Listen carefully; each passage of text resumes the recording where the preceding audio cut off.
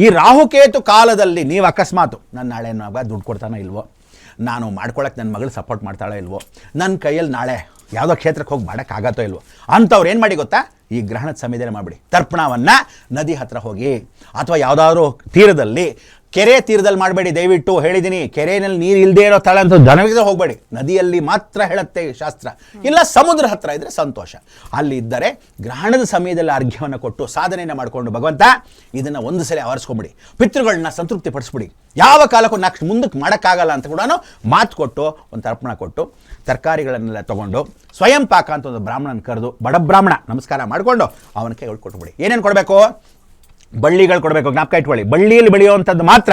ಕುಂಬಳಕಾಯಿ, ಸಿಹಿ ಕುಂಬಳಕಾಯಿ ಆದರೂ ಸರಿ, ಬೂದು ಕುಂಬಳಕಾಯಿ ಆದರೂ ಸರಿ. ಬೂದು ಕುಂಬಳಕಾಯಿ ಜೊತೆಗೆ ಹೀರೆಕಾಯಿ, ಹಾಗಲಕಾಯಿ ಎಲ್ಲ ಬಳ್ಳಿಗಳನ್ನ ಕೊಡ್ಬೋದು. ಸೊಪ್ಪು ಕೊಡಲೇಬೇಕು. ಶುಕ್ರ ಅಲ್ವಾ, ಶುಕ್ರ ದೋಷ ಹೋಗುತ್ತೆ, ನಿಮಗೆ ದುಡ್ಡು ಆಕರ್ಷಣೆ ಆಗುತ್ತೆ, ಇನ್ನ ಮೇಲೆ ದಾರಿದ್ರ್ಯ ಹೋಗುತ್ತೆ. ಕೆಲವರೆಲ್ಲ ಸತ್ತಾಗ ಏನಂತ ಶಿಲ್ಪ ಅಂದರೆ, ಪಾಪ ನಮ್ಮ ತಾತ ಇದ್ದರು, ಸತ್ತೋದ್ಮೇಲೆ ನಮ್ಮಲ್ಲಿ ದರಿದ್ರ ತುಂಬ ಇತ್ತು, ನಮ್ಮದೆಲ್ಲ ಕಷ್ಟನೂ ಅವರೇ ತೊಗೊಂಡು ಹೊರಟೋದ್ರು ಅಂತಾರೆ.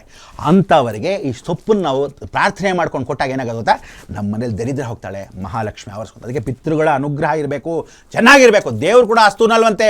ಪಿತೃಗಳು ಬಂದು ಸಂತೋಷವಾಗಿದೆ, ಭಾಳ ಸಂತೋಷ ಆಗಿದೆ, ನೀನು ಭಾಳ ಚೆನ್ನಾಗಿರಿದ ಮೇಲೆ ನಿಮ್ಮ ದೀರ್ಘಾಯುಷವಾಗಿರಿ, ಸುಖವಾಗಿರಿ ಅಂತಾರಂತೆ. ಆಮೇಲೆ ಯಾರು ಬಾಡಿಗೆ ಮನೇಲಿ ಇದು ದಯವಿಟ್ಟು ಓನರ್ಗಳಿಗೆ ತೊಂದರೆ ಕೊಡಬೇಡಿ. ಕೆಲವರೆಲ್ಲ ಇದ್ದಾರೆ ದರಿದ್ರದವರು, ಬಾಡಿಗೆಯವ್ರು ಏನು ಮಾಡ್ತಾರೆ ಗೊತ್ತಾ, ಹೀಗೆ ಎಳ್ಳು ನೀರು ಹಾಕಿ ಚೆಲ್ಲೋದು, ಪಕ್ಕದ ಮನೆ ಮೇಲೆ ಶೀಟ್ ಮೇಲೆ ಬಿಸಾಕೋದು, ಅದೆಲ್ಲ ಮಹಾಪಾಪ. ಹೇಳಿದ್ದೀನಿ, ಅದು ಓನರ್ಗೂ ತೊಂದರೆ ಕೊಡಬೇಡಿ, ಓನರ್ಗಳು ಬಾಡಿಗೆಯವ್ರಿಗೂ ತೊಂದರೆ ಕೊಡಬೇಡಿ. ಯಾಕೆಂದರೆ ನೀವೆಲ್ಲಿದ್ದೀರೋ, ದೂರದಲ್ಲೋ ಒಂದು ದೇವಸ್ಥಾನದಲ್ಲೋ, ಒಂದು ಮಂಟಪದಲ್ಲೋ, ಹಳ್ಳಿ ಕಟ್ಟೆ ಜಾಗದಲ್ಲೋ, ನದಿ ಕಟ್ಟೆನೋ ಎಲ್ಲಾದ್ರೂ ಹೋಗಿ ದೂರದಲ್ಲಿ ಮಾಡ್ಕೊಳ್ಳಿ.